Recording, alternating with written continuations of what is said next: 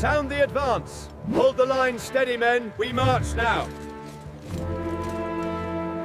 The girth is tight, sir. Ride well. Thank you, Hans. Stay safe behind the lines.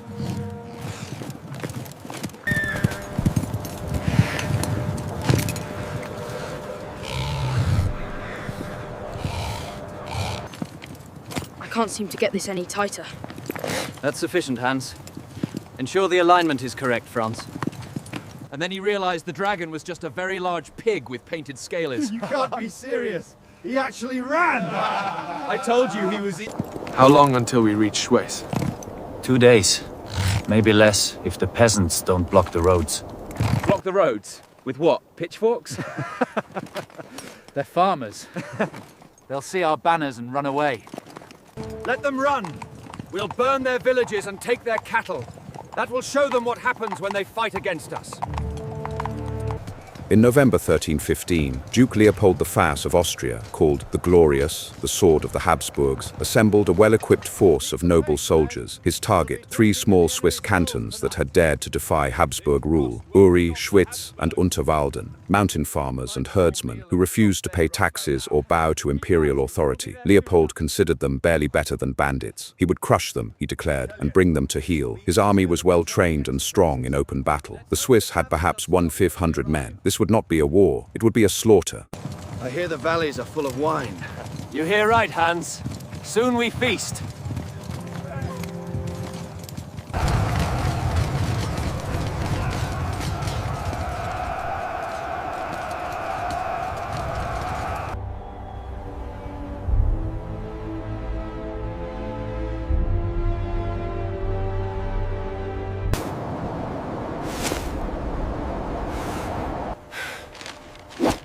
How many? Thousands. More than we've ever seen. Knights. Heavy cavalry. Enough to crush us many times over. Then we don't fight them in the open. We fight them where they can't use their horses. The pass? Morgarten. Between the lake and the mountain. It's narrow enough to disrupt cavalry. If we can trap them there... That's a big if. They could take the northern route through Arth instead. Then we make sure they don't. Back to the camp.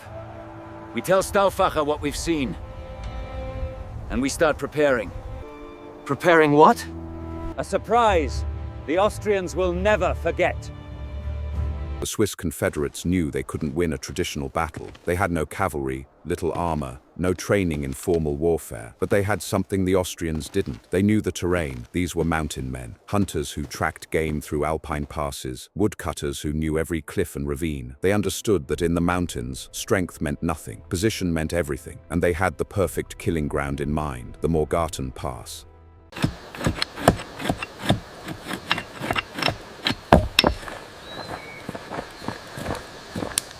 The Habsburg knights will ride through this narrow pass. We must hold the high ground and strike when they are most vulnerable. We will hold them here, between the lake and the mountain. When the time is right, we strike from the slopes. The Austrians will come through here. The pass is narrow. Lake on one side, steep mountain on the other.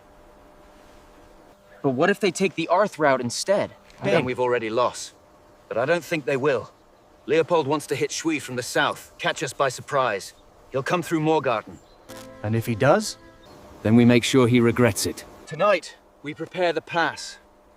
We gather logs and rocks, what we can carry, and push downhill. We position heavy timber on the slopes above. We build a barricade at the southern end. It could stop the front of their column. And when they're trapped, we will have the advantage. A leader from the canton of Schwyz understood medieval warfare's greatest weakness. Knights were devastating in open ground, but helpless in confined spaces. The Morgarten Pass was perfect, a narrow track between Lake Egery's marshy shores and the steep slopes of the Figlenfluh mountain. If the Austrian column entered that pass, they would be trapped, compressed, vulnerable. The Swiss didn't need to defeat the Austrian army. They just needed to inflict heavy losses and force a rout. We strike! We strike hard! With rocks and logs? with rocks, logs, and steel. This is not a battle of honor.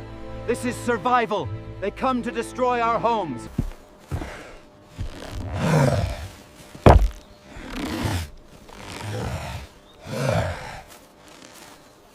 Secure the ropes tightly. Be silent, they are close. Through the night of November 14th, the Swiss transformed the Morgarten Pass into a deadly ambush. They positioned logs and rocks along the slopes, heavy timber that would roll downhill. They prepared boulders, positioning them so they could be pushed onto the narrow path where the Austrian column would march. They camouflaged their positions with branches and foliage, hiding among the trees and rocks, and they built a barricade at the pass's southern exit, a wall that could stop the Austrian vanguard and force the entire column to compress into the killing zone. Every man knew if this didn't work, they would all die, but if it did, they might just change history.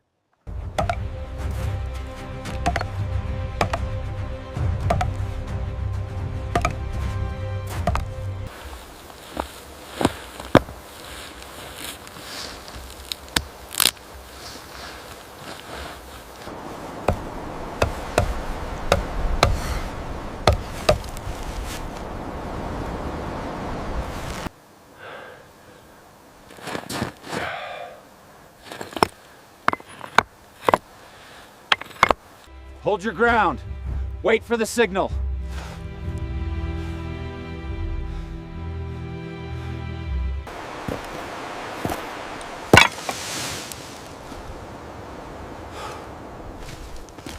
Remember, wait for my signal. When the column is fully in the pass, when they cannot retreat, then we strike. Not before. What if they see us? They won't. They'll be looking ahead, not up. Knights don't expect attacks from above.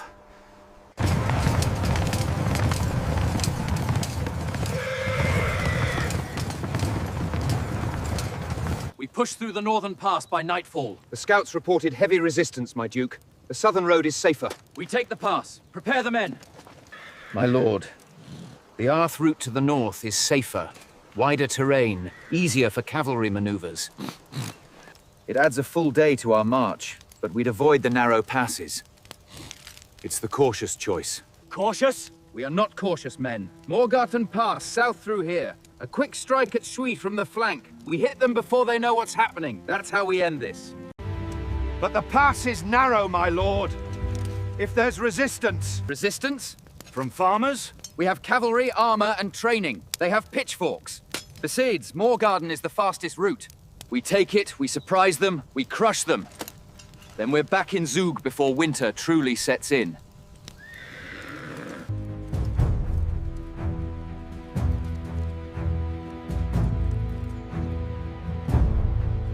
Morgarten Pass. That's the route. Prepare the column. We march within the hour. Duke Leopold had made his choice. The Morgarten Pass, the direct route, the fast route, the confident route. He believed speed and surprise would give him the advantage. He had no way of knowing that the Swiss were counting on him making exactly this decision. As the Austrian column reformed and began its march toward the pass, they were walking directly into a trap they couldn't see. Forward! Keep the pace! Maintain formation on the left flank. Close the gaps! Move! Move!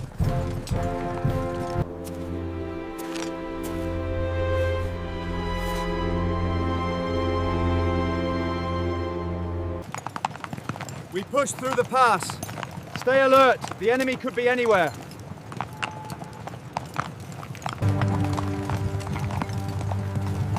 Where are they? The Swiss? Hiding in their holes, probably. Or fled already. Let them hide.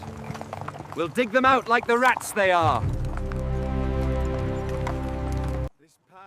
Duke Leopold had no reason to suspect an ambush. Medieval armies didn't fight from mountainsides. Battles were conducted in open fields, with cavalry charges and formal tactics. The idea that peasants might attack from above was laughable, so the Austrian column entered the Morgarten Pass without scouts, without caution. They were about to learn why you never underestimate an enemy who knows the land. Hold the line! Halt the advance! Make room behind us! Everyone stop pushing! What's the hold-up? Some kind of barricade. We'll need to dismantle it. Send word back! Stop the advance!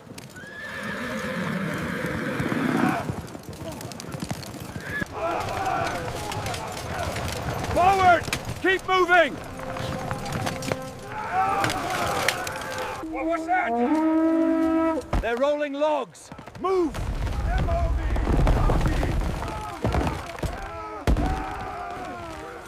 They're rolling logs! Move! Now, push it! Shields up! Shield! Formation! Back! Back!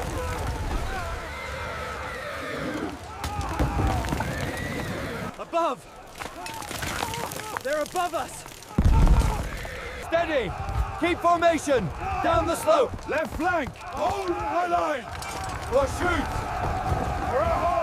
In seconds, the Austrian column became a chaotic, helpless mass. Logs and rocks rolled down the slope at terrifying speed, smashing through the formation. Knights in chainmail and partial plate armor were knocked into Lake Egery, where the weight of their equipment dragged them down. The narrow pass that was supposed to be a shortcut to victory had become a killing ground.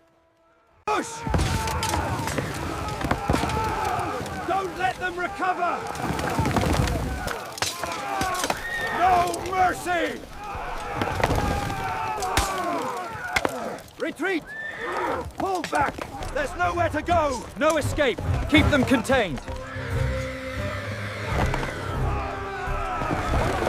Maintain formation! Strike with precision! Hold the line! Do not break ranks! Hold your ground! The pass is ours! Stay alert, the battle isn't over yet. Hold the line! Push them into the lake! Forwards, men! No mercy! Help me! We are lost! I surrender. By the rules of... You came to destroy our homes. There are no rules here. The Battle of Morgarten was not fought by the rules of chivalry. The Swiss, unfamiliar with knightly customs of ransom and quarter, killed without mercy. Chronicles report that Austrian soldiers, seeing no hope of survival, drowned themselves in the lake rather than face the Swiss weapons. Of the roughly 2,500 Austrians who entered the pass, hundreds died in the ambush. Many more drowned or were killed trying to flee. Duke Leopold himself barely escaped, abandoning his army to save his own life. The survivors fled back to Zug in complete disarray. The Swiss had won a decisive victory, not through strength but through terrain, timing, and a tactic no one had ever seen before.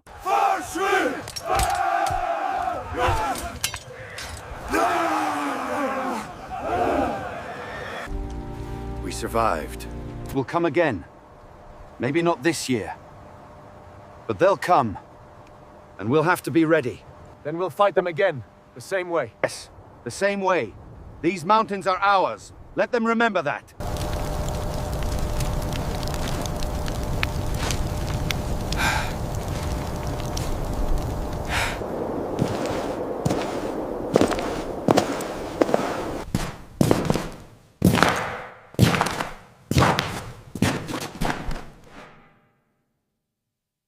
We swear to stand together. No one canton alone. All of us united. United against the Habsburgs. Against anyone who threatens our freedom. Our children will be free men, not subjects. That's what we fought for.